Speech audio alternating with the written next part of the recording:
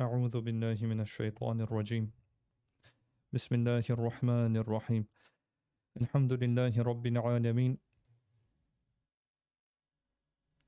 والصلاة والسلام على خير خلقه محمد وعلى آله وصحبه أجمعين رب اشرح لي صدري ويسر لي أمري واحلل عقدة من لساني يفقه قولي اللهم أرنا الحق حقا وارزقنا اتباعه وأرنا الباطل باطلا وارزقنا اجتنابه برحمتك يا أرحم الراحمين آمين والحمد لله رب العالمين أما بعد.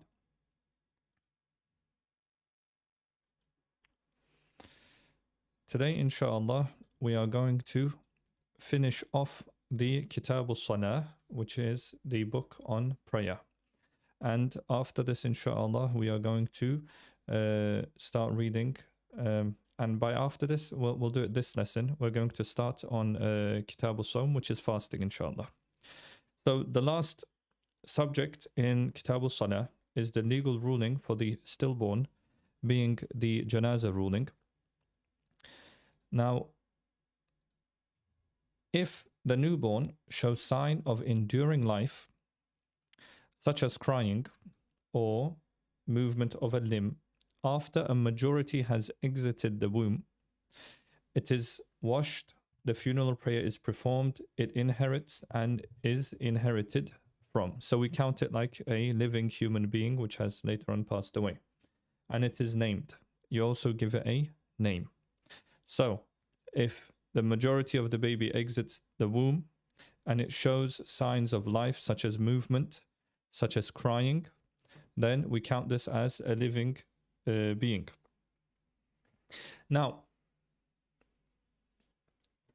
in respect to the newborn showing signs of life to determine whether the body is washed and the funeral prayer is performed, the testimony of the midwife or the mother, if they are upright, is accepted. So obviously, you're not going to have a bunch of people there. So for the midwife to say, yes, I saw it moving, or for the mother to say, yes, I saw it moving.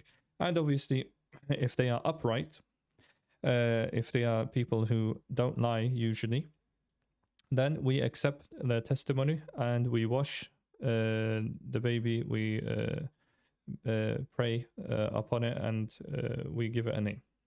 If there are no signs of life, the stillborn is washed, named, placed in a cloth, and buried. But it is not prayed over. So there's no janazah salah if the baby is born dead, stillborn. The funeral prayer is not performed over a rebel or highwayman killed whilst committing the crime. So if they were killed while they were, stealing from people. So a rebel being is someone who has left obedience to the sultan, even if the rebel himself is a Muslim. So the idea is anyone who rebels against the sultan, if they are killed, they are not prayed over. If the rebel or highwayman is taken into custody and killed thereafter by way of capital punishment, he is washed and the funeral prayer is performed. So if he has the capital punishment being the death penalty, then he is prayed over. However, if he's killed whilst committing the crime, so not in custody, then he is not prayed over. 2, one who repeatedly strangulates through deception. Again, this is someone who deceives the victim to go to a certain place and then kills him. By repeated murder, he becomes like a rebel, spreading corruption in the earth and thus deserving of capital punishment, despite not having killed his victims with a sharp weapon. So this person, a serial strangler, would not be preyed upon. 3, an attacker who stands in some part of the city and springs at night upon those whose lives are inviolable, even if he does not carry weapons. So someone who attacks people you're not allowed to attack. So assassins, basically. They are not preyed upon. for those who kill one another out of tribal solidarity, and it is a wrongful act without a valid legal right.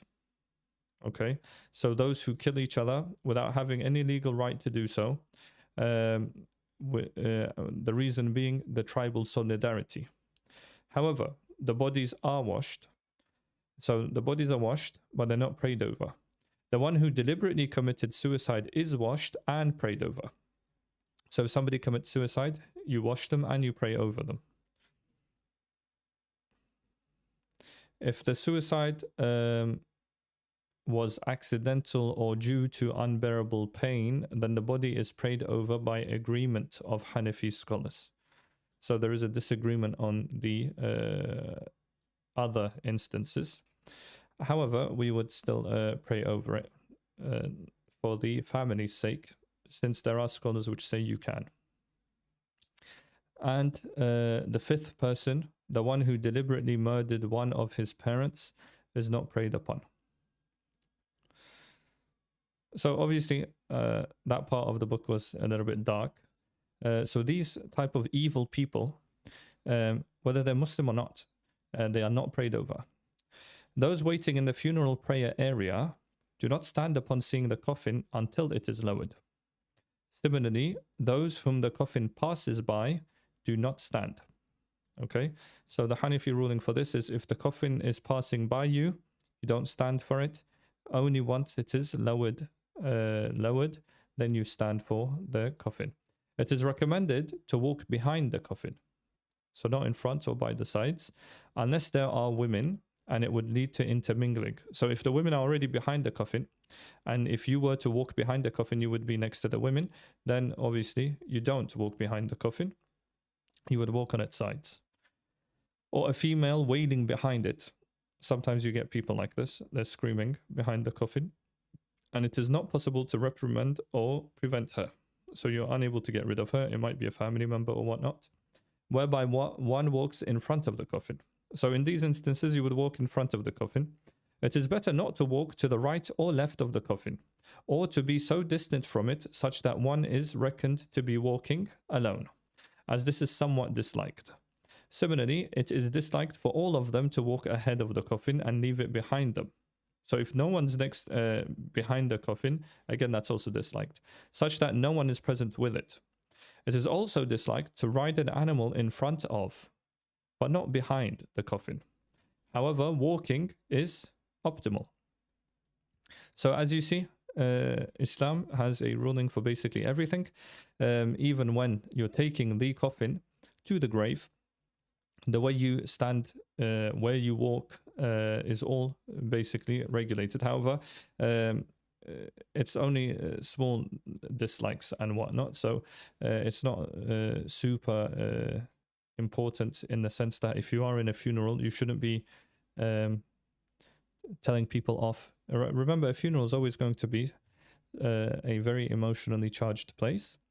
So whatever you can do to bring down any sort of tensions that might be there is going to be good. So for you to start telling people, oh, you shouldn't be walking in front, you should be walking behind it and everything, is not a good practice unless you genuinely believe that they'll listen to you and it won't cause any problems.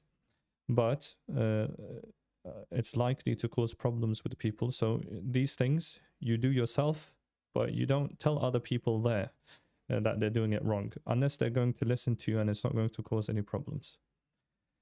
It is disliked for those walking with the coffin to raise their voice for dhikr, invocation, recitation of the Quran, chanting of poetry, or singing. So raising your voice next to the coffin basically is disliked. If he wishes to make dhikr, he should do so quietly to himself. This is while walking with the coffin, so not the burial, yes? It is disliked to sit down before the deceased's body is lowered from the shoulders of the men. So you're not supposed to sit down until the coffin has been lowered. Whoever dies in a ship whilst being distant from land, and it is feared that the body may be harmed, the body is washed, shrouded, prayed over, and cast into the sea. So obviously, back then, journeys on ships would take months and years. And if the body were to stay on the ship, because they didn't have any refrigeration, the body would spoil within 2-3 days. So they would have to wash it, shroud it, pray over it, and then just cast it into the sea. It is disliked to transfer the body more than 2 miles for burial, and it is not permissible to transfer it after burial, unless it is buried in land that was usurped or becomes the subject of a right of preemption. So we're going to read the footnotes here. This is prohibitively disliked. So tahrim and makruh, to transfer the body more than 2 miles, being 2 shari'i miles, equivalent to 2.3 statute miles. The owner, so if it's buried, unless it's buried in, so before burial, you're not supposed to transfer it. After burial, you're not supposed to transfer it at all. But nowadays, obviously, we don't always have a cemetery close by. So a person passes away somewhere, usually in a hospital, and either there's no cemeteries around the hospital, or even if there are cemeteries, you might not find a grave which is available. So what this is talking about is the olden days where a person would pass away, the family would gather around, pray for it and everything, and just bury him either in a cemetery, the villages or the city's cemetery, or they would just bury them somewhere where they believe people aren't going to bother them. So that could even be in like a garden, that could be in a forest area and whatnot. But they wouldn't transfer the body far away. But nowadays, obviously, we have specified places where we have to bury the dead. We can't just bury them anywhere. And also there's price differences now between cemeteries. So, you might have to transfer the body to a different cemetery simply because that cemetery is just a lot cheaper.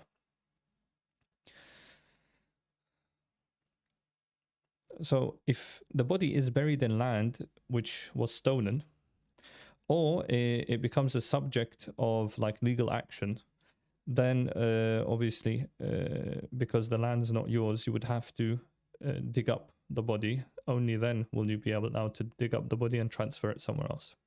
The owner then has a choice to either expel the buried body or level the grave with the ground so that he may cultivate it.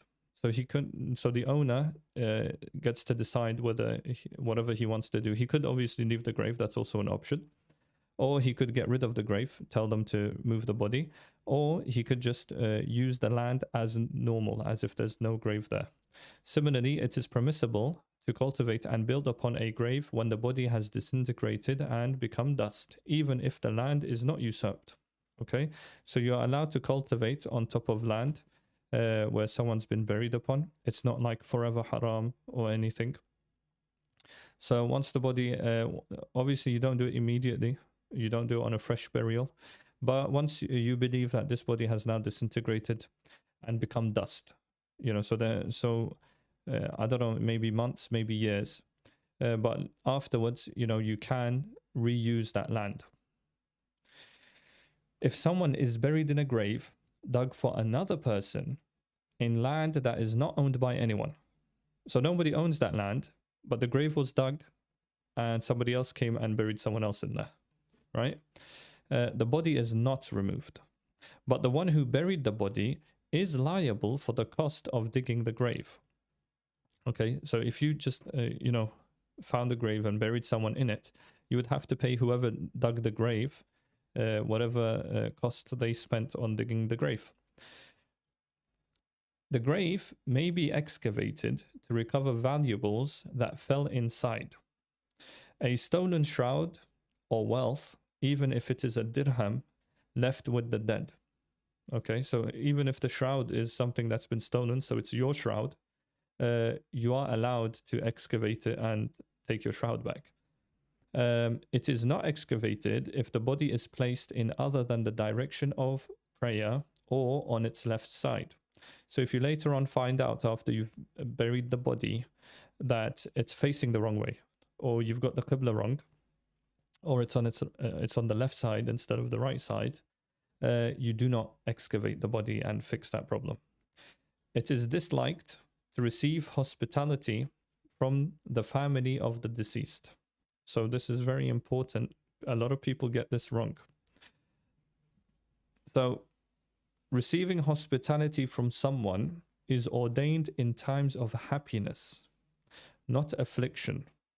Thus, taking food from the family on the first, second, and third days, and after the seventh day, is disliked, is tahrim and makruh. You're not supposed to eat the food of a grieving family. This is prohibitively disliked if the gathering is held in a manner that is deemed a reprehensible innovation. This is based on the saying of the companion of the Prophet sallallahu alaihi wasallam, and radiyallahu anhu, Jarir bin Abdullah al-Bajali, we deemed gathering with the family of the deceased and the preparation of food to be like wailing. Wailing is when you're screaming and crying after the deceased person. Ahmad and Ibn Majah narrated this tradition, and scholars such as Ibn Abidin and Nawawi deemed it to be rigorously authenticated sahih, whilst others such as Arnaout said it is weak. Furthermore, it is disliked to take food to the grave on specific festivals and to organize gatherings for the Quran to be recited and for the righteous, for Quran to be recited and for the righteous and Quran reciters to complete a Quran recital, or for reciting chapter 6 or 112. Ahmad Rida writes that he concurs with the position of the school that it is disliked to receive hospitality from the family of the deceased. So we're reading all of this. Why? Because these are things which happen, right? It is recommended for the neighbors and distant relatives of the deceased to prepare food for the immediate family. So the immediate family doesn't feed anyone. They don't hold any sort of gatherings for that person. But what they can do is they can organize a khatim, right? But no gathering. So you can organize a khatim through a WhatsApp group or through messaging and calls. You can say, can you read this juz and can you read this juz? Or can you read one khatim and can somebody else read one khatim? That's fine. Because you can do this in any time anyways. But what you shouldn't be doing, like we understand here, is making something part of a funeral or part of grieving, or which it isn't. So even if it's, for example, what we said here, to organize gatherings for the Quran to be recited, even though on the outset this may sound like something which is really good, the idea being is that it hasn't been done before, so we don't add things. But if someone did do this without knowing, obviously we don't say anything to them. It's just these sort of things the family might try to do, a family member might try to do. So what you would say, if it's your family, you would teach them and say, we can't gather the people here, but we can ask them to read. You can say that. Now, we said it's recommended for neighbors and relatives of the deceased to prepare food for the immediate family. Okay, so this is recommended. You should bring food to them, not eat from their food of the deceased on the day and night of the tribulation. This is based on the hadith, prepare food for the family of Ja'far, for verily a matter has come to them that preoccupies them. Ibn Majah, Tirmidhi, and Abu Dawud narrated this hadith. Tirmidhi said it is Hasan, Hakim said it's Sahih.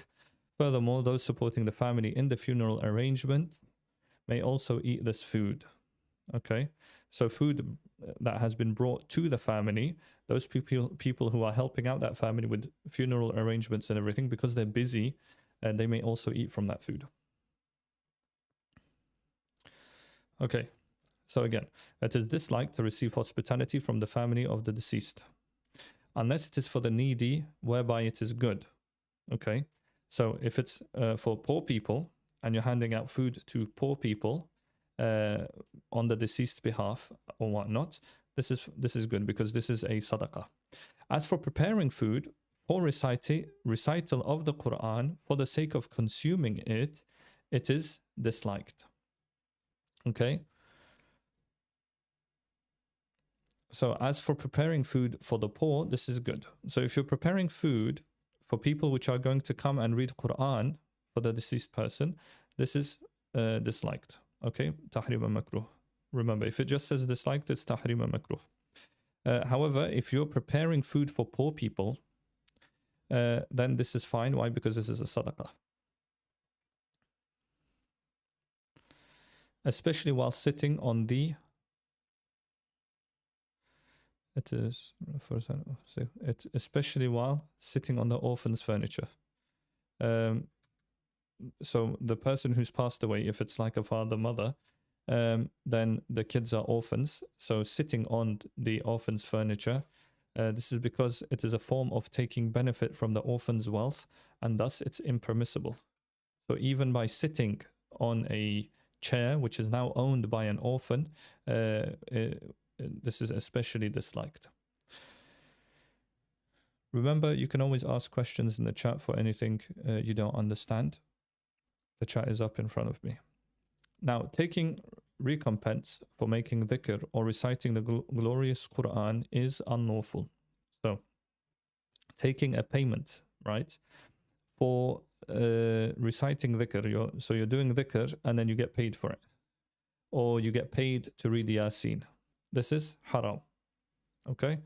It is disliked, tahrim and makruh, to sit on graves for other than reciting the Quran or uttering tasbih.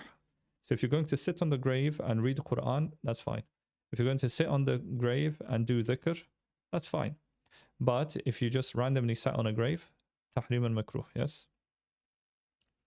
Sorry, somewhat disliked. So over here, it's not tahrim and makruh, it is tanzih and makruh. If a pregnant lady dies and the child is alive, the child is removed via a caesarean section. It is disliked to offer condolences to relatives of the deceased after 3 days unless one was absent. So if you've already been to them and you've told them, Inna lillahi wa inna ilayhi raji'un, may Allah forgive him, and you've acknowledged everything, to do so after the 3rd day is makruh. However, if you weren't able to, you were far away and you only were able to come maybe a week later, 2 weeks later, then obviously you would still say so. Or was present but did not know. Or you were around but you just didn't know that they passed away. It is not appropriate for anyone who has expressed condolences once to do so for a 2nd time. Okay? What does that mean? Not appropriate. That doesn't mean it's haram. It is also disliked to offer condolences at the graveside, in the mosque, and at the door of the house of the deceased's family, if they have gathered for this purpose. When expressing condolences, one says, "May Allah magnify your reward, perfect your consolation, and forgive your deceases." So, this is because it was an act of the pre-Islamic period of ignorance to sit at the door of the deceased family's home. So the reason we don't do it at the door is because this is something that was done during the Jahiliyyah time, the ignorant times. So just to read that last part again, you don't offer condolences at the graveside, in the mosque. Okay, and this is, we're talking about, so let's read this footnote here, and this should explain it. Many later scholars such as Ibn Abidin and Shurumbulani adopted the view that although permissible, it is better for the family of the deceased not to sit in a house for 3 days to provide visitors an opportunity to offer condolences. Rather, after the burial, the crowd should disperse and everyone returns to attend their own affairs. Others, such as Tahtawi, argued that there is no impropriety with this practice if no other unlawful practice, such as taking food from the deceased family, excessive praise of the deceased, etc., is not mixed with it. To offer condolences for more than 3 days is somewhat disliked by agreement, though. Okay, so what we understand is, after the dead has been buried, the best practice is for everyone to just disperse. This doesn't mean leaving the grieving family alone, but it does mean no more gatherings. Understood? So you don't gather, you can still visit them, bring them food, take care of them. Definitely do this. You're supposed to do this anyways, right? Especially after a person's been deceased. But no more gatherings. But what Tahtawi said was the family may stay at home, as in take days off work, stay at home, to allow opportunity for everybody who's coming for condolences to actually come. Tahtawi says this is allowed. Ibn Abidin and Shurumbuladi said what? They shouldn't do it. And after the first day, everyone disperses and it's back to normal.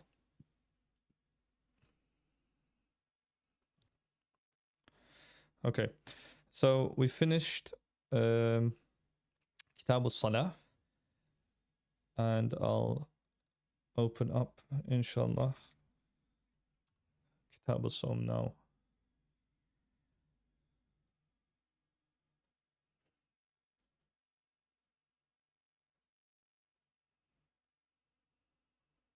Okay, so we're on Kitab al-Sawm, which is fasting. These are the contents, the types of fast, the intention, citing the new moon, that's for Ramadan, things that invalidate and don't invalidate, things that require qada, things that require the expiation and qada, what the expiation is, so 60 days plus one qada. Also, we're going to talk about the i'tikaf done in Ramadan, the vows, so vowing something, vowing fasts, and other types of vows, inshallah. So that's what this book contains. It's about 100 pages.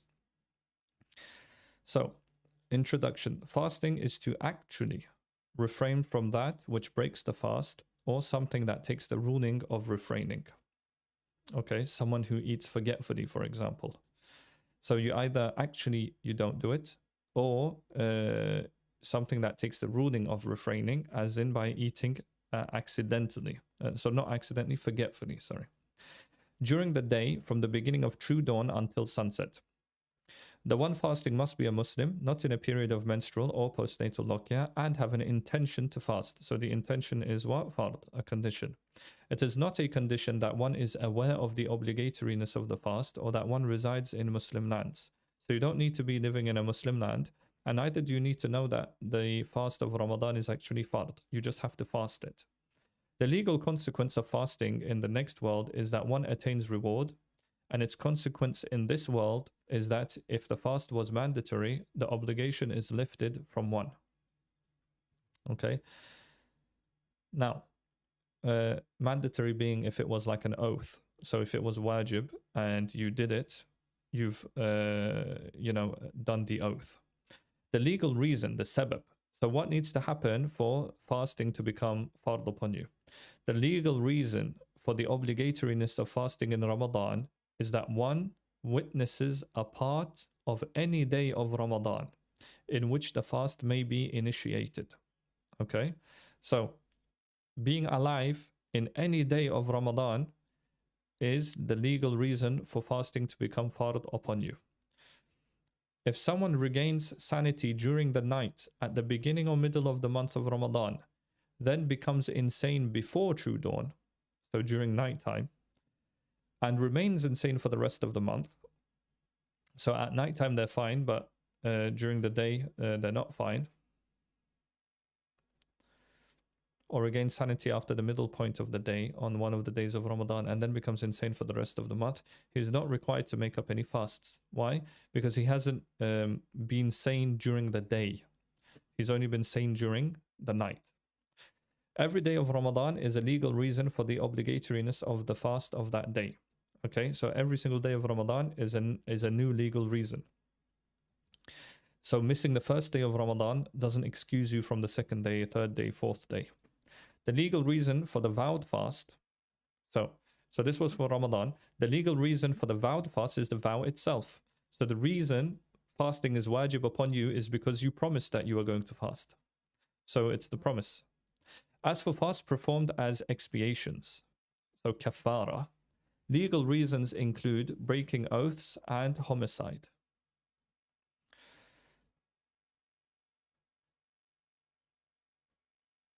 The fast of Ramadan, both its current performance and its makeup, the qada of it, is a personal obligation, which means fardu ayn.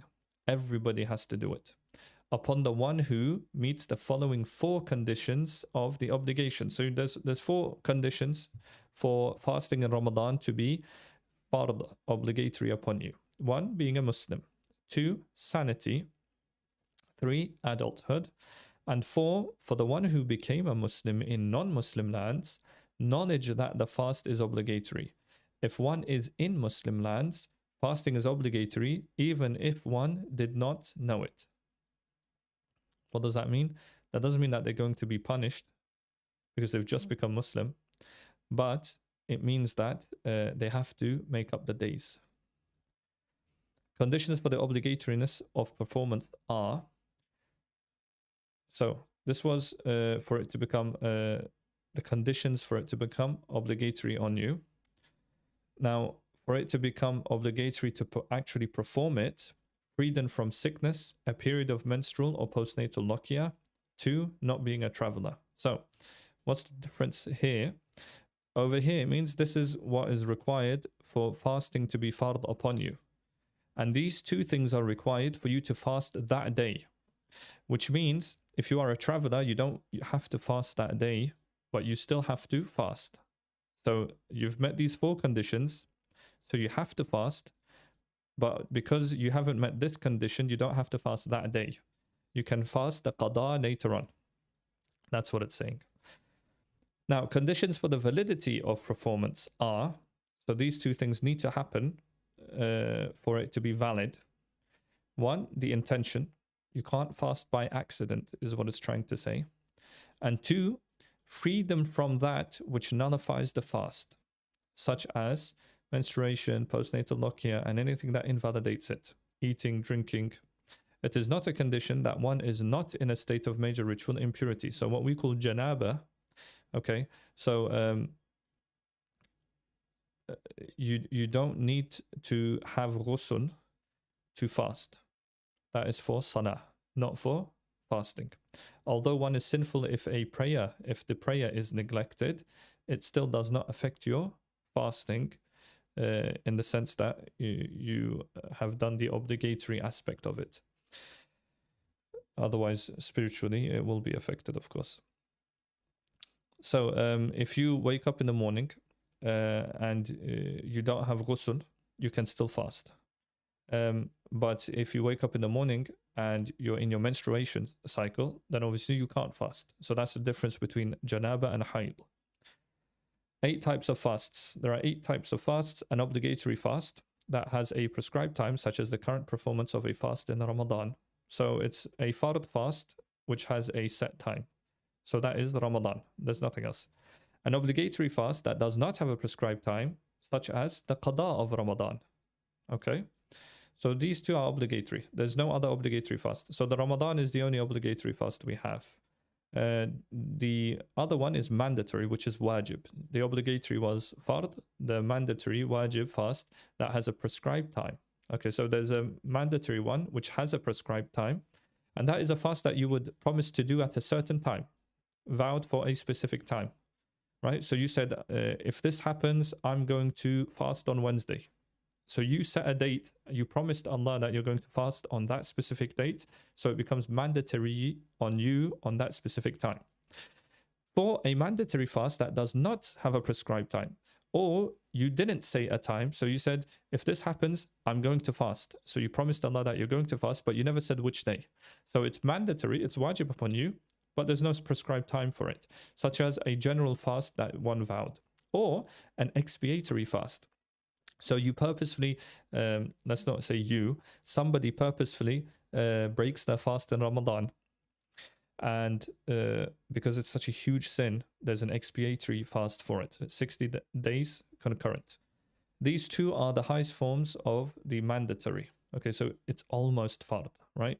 From the type where the validity is contingent upon the performance of this mandatory act. A supererogatory fast that was invalidated is also mandatory to make up. Okay, but you can do it whenever you want. So the expiatory fast, you don't have to do it immediately after Ramadan. You're free to do it whenever you want, but you have to do 60 days, one after the other. A fast that you promise that you're going to do, as long as you haven't specified a time, again, it's up to you whenever you want to do it. And a nafila fast that you left halfway, you have to do it. It's wajib upon you to redo it. But again, it's up to you whenever you want. 5. Sunnah fasts such as the 10th of Muharram, the day of Ashura, with the 9th of Muharram. So these are 2 Sunnah fasts.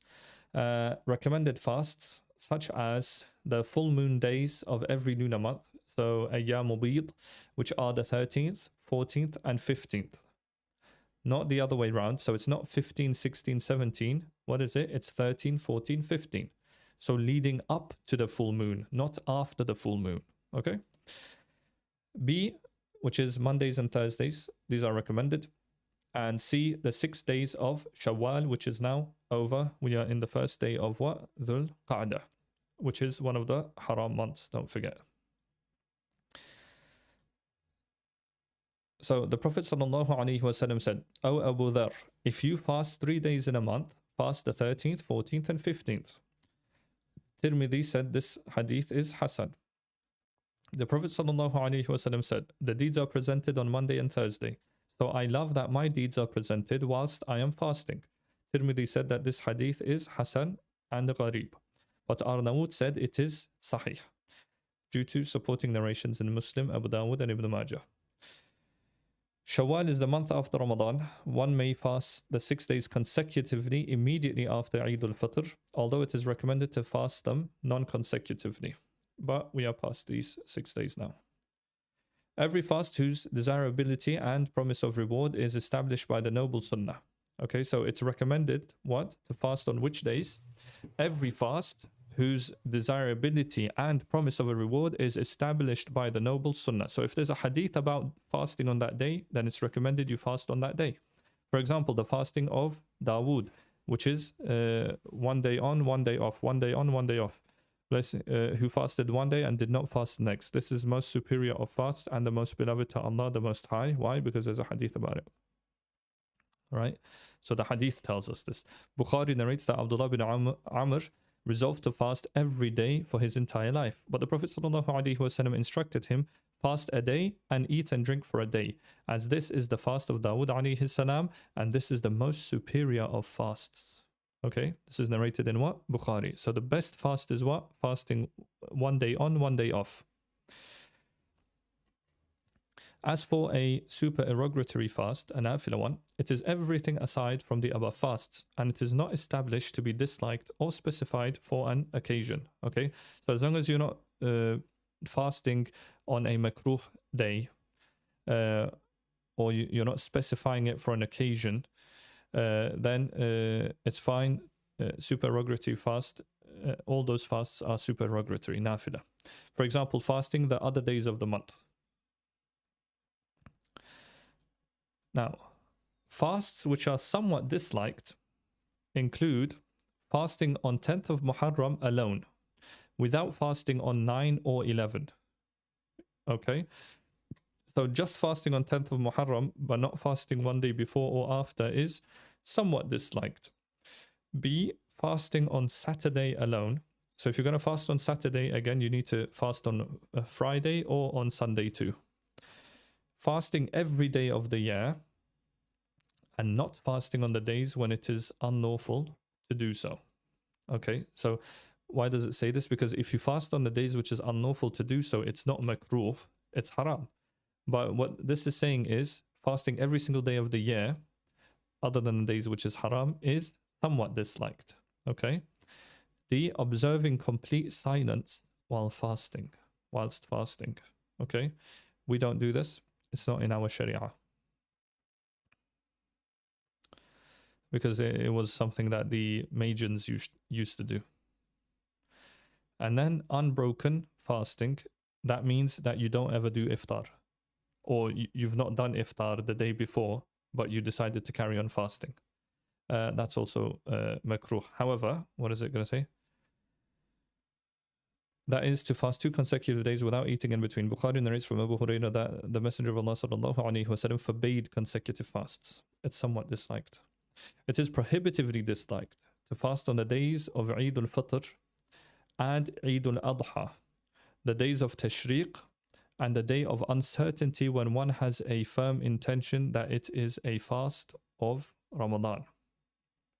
Okay, so it's tahrim and makruh to fast on the days of Eid al-Fitr and Eid al-Adha, the days of Tashriq.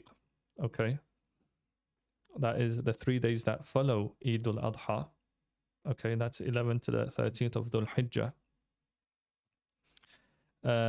And the day of uncertainty when one has a firm intention that it is a fast of Ramadan. So if you're not sure whether it's the moon sighting or not, if there's uncertainty, then you cannot fast by saying, I'm fasting the day of Ramadan. Now, the intention to fast. It is valid to perform the fast of Ramadan, a fast vowed for a specific time, and a supererogatory fast with an intention formed during the night prior to dawn until shortly before the middle of the day. Pay attention here. This gets asked all the time. Right? So we're talking about this part. This means the fast of Ramadan, you have until just before Dhuhr. And a fast which you have vowed for a specific day. So let's say you said, you promised Allah you're going to fast on Wednesday. You have until almost Dhuhr on Wednesday to make that intention to fast. And any supererogatory prayer, fast, you can, again, make an intention almost up until Dhuhr. Remember, we say almost up until Dhuhr. That means shortly before the middle of the day. So it's about 45 minutes before Dhuhr. So you have until about the middle of the day to make your intention. After that, you're unable to make the intention. In sacred law, so in Sharia, a day begins when there is a widespread light across the eastern horizon. Okay? And ends at sunset. The middle of the day ends at Ad-Dahwa al-Kubra. So that is, know that in every region, the middle of the day may also be calculated by deducting half of the length of the prescribed time for Fajr from the time when the sun is at its zenith. For example, let's get into some calculations here. Know that in every region, the middle of the day may also be calculated by deducting, so taking away, half of the length of the prescribed time for Fajr. So at the moment, that's about how many hours? Do we have about 2-3 hours? Let's check here. According to my timetable, we have prescribed time for Fajr is 2 hours and 30 minutes, basically, give or take 2 or 3 minutes. So we have about 2.5 hours. So we take away half of that, which is 1 hour, 15 minutes, 75 minutes, from the zenith.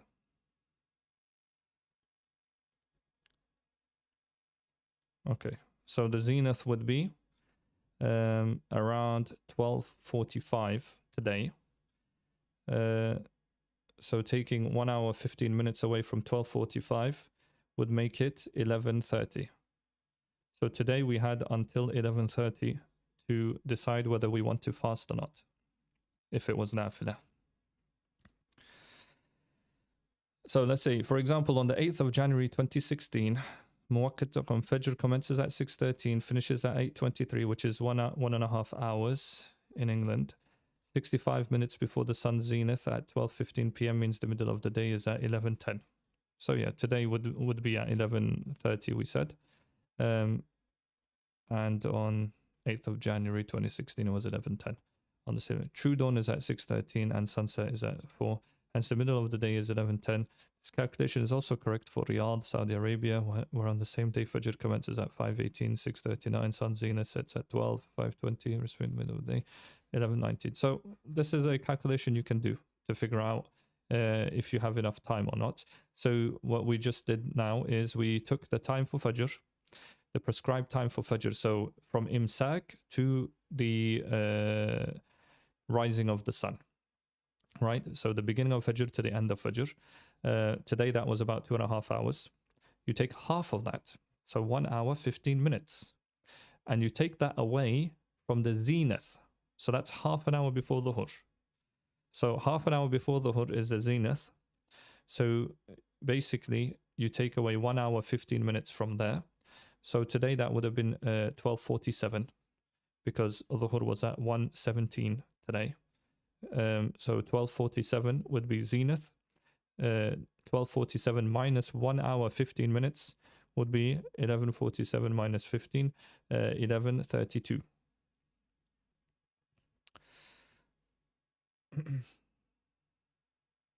If one forms an intention to fast 1 hour, this is 15 degrees of solar depression in Egypt and the Levant before the middle of the day, the intention is valid. If one intends to have fasted from true dawn. However, if one intends to fast from the moment the intention is formed, the fast is invalid. Okay, so the intention is, so let's say it's almost the middle of the day. Let's say it's like 10 a.m. and you've decided, okay, I want to fast. Your intention shouldn't be, I am now fasting. Your intention should be, I have been fasting since Fajr. Okay, so why? Because you can't fast half a day. You have to fast a full day. So your intention needs to be from Fajr, I've been fasting. Okay. Obviously, you can only do this if what? You haven't eaten or drinking anything up until that time. If you've eaten or drinking, like we said, you can't fast half a day, so it doesn't work. If one intends to fast before or during sunset of the previous day, the intention is invalid. Okay. So if you make intention for tomorrow, before the sun sets today, it's invalid. The intention is valid at the time of true dawn. Okay. The current performance of a fast of Ramadan, so the time of true dawn, your intention is valid, but not when the sun is setting. It needs to have set, then you make intention for the next day. The current performance of a the current performance of a fast of Ramadan, a fast vowed for a specific time, and a supererogatory fast may be performed with a general intention without specifying whether it is an obligatory, mandatory, or sunnah fast, respectively. So the fasts which you are able to make up until basically the middle of the day, Dahwatul Kubra, those same fasts, you don't have to specify whether it's a fard, wajib, or a sunnah. Why? Because that day is obvious. What does that mean? If it's Ramadan, you don't need to specify that you're fasting for Ramadan. If it's a day that you've made a promise to Allah that you're going to fast, you don't have to say, this is the fast which I'm doing, which is the fast which I've promised to Allah. No, because you've already specified you're going to do it on that day. Same for Ramadan. Every Muslim, it's fard upon them during Ramadan to fast. So when you're fasting for Ramadan, you don't need to say, I'm doing the fast of Ramadan tomorrow. You can just say, I'm fasting tomorrow. Why? Because everyone knows it's very obvious what the intention is. These fasts may also be performed with the intention of a nafila fast. You could even say during Ramadan that I'm going to do a nafila fast tomorrow. What happens? It becomes a fard fast. Even if one is a traveler or sick. Even if you're a traveler, okay, or you're sick, so fasting is not fard for you, right? Even if you're a traveler and you said tomorrow I'm going to fast a nafila fast, but it's Ramadan, it's still counted as Ramadan fast. The fast of each day in Ramadan requires a separate intention. To rise for the pre-dawn meal, intending the pre-dawn meal constitutes an intention to fast. If you wake up for sahur with the intention of it being sahur, then that means you already intend to fast the next day. So that counts as an intention. So you don't actually have to say it. For the remaining types of fasts detailed below, it is a condition that the intention must be formed in the night, prior to or simultaneously with true dawn. So the ones we said up, what were they? They were the fard fast, Ramadan, the fast that you promised you're going to do on a specific day, and any nafila fasts. Those you have until basically the middle of the day. But anything else, you have to do it before the day starts. So before Fajr starts. In addition, one must specify the fast. If one makes, and you need to say which fast it is. Okay? You need to specify the fast. If one makes an intention for these fasts during the day, it is nafila. Okay? So if you make an intention for one of these fasts after Fajr has started, then it doesn't count as the fast. It counts as just a nafila fast. So these types of fast includes the qada of a missed fast in Ramadan. So if you're doing a qada of Ramadan, you need to specify that intention the night before. A general fast, one vowed without a specified time. Remember, this was also wajib, but because you never specified which day you're going to do it, you need to specify it at night time. 3, makeup of a nafila fast that was invalidated. Again, remember we said this is wajib, but because there's no prescribed time for it, you need to prescribe it the night before. 4, makeup of a fast vowed for a specific time. What does this mean? That means you promised you're going to do it on Wednesday, but you didn't. It's Thursday now, and so you promised you're going to do it on a Wednesday, but you didn't. So now you have to do qada of that fast that you promised you're going to do. But because now there's no specific time left, the specific time was in the past. There's no specific time now. You have to specify it at nighttime. 5th, the expiatory fasts, such as the expiation for an oath. Incestuous comparison. We remember we talked about dhihar, what this meant. Saying that your wife is like your mother, things like that. Homicide, breaking a fast in Ramadan, a penalty for hunting, penalty being during ihram. Shaving the head or sexual gratification prohibited during a state of pilgrim sanctity. So hunting, shaving the head, or a sexual gratification, these are all what not allowed during ihram, pilgrim sanctity. So any of these that you do, those are expiatory fasts, and you need to specify them at nighttime. So this was all to do with what? The intention. The intention of all of these needs to be done at nighttime. If you don't do it at nighttime and you do you say, for example, you woke up in the morning and you said, I'm going to fast a qada of Ramadan today. What does this become? This becomes nafila. It becomes supererogatory. So you still have to do that qada. Intention. What is intention? Is the resolve of the heart, not the tongue. The resolve of the heart upon that which one intends to fast. The scholars deemed it recommended to utter the intention. Recommended, so you don't have to. The following are the conditions for a valid intention. 1, remaining upon this intention. So, what does that mean? If one revokes the intention during the night before true dawn, so the fast hasn't started and you've decided that you're not going to fast. So at first you had the intention, then you changed your mind before the day started. What does this mean? That means that intention is invalidated because you changed your mind. So what you have to do is you need to remain upon the intention. The fast does not commence, and if one eats, there is no consequence, except one must make up the fast of Ramadan or a vowed fast. However, if one renews the intention during the prescribed time, it is valid. So you made an intention, you gave up on the intention, then you made the intention again, all within the night before the fast has started. this is valid. You're allowed to carry on fasting, basically. You're allowed to fast.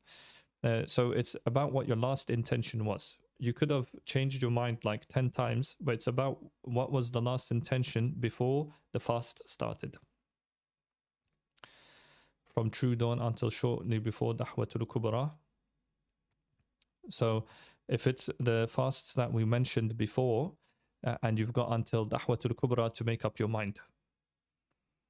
If one's mind, one knows that one is fasting.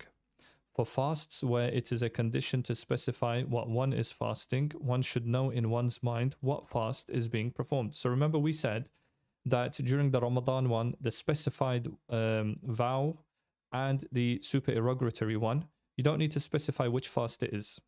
But for the other ones, we said you need to specify which fast you're doing. What fast is it?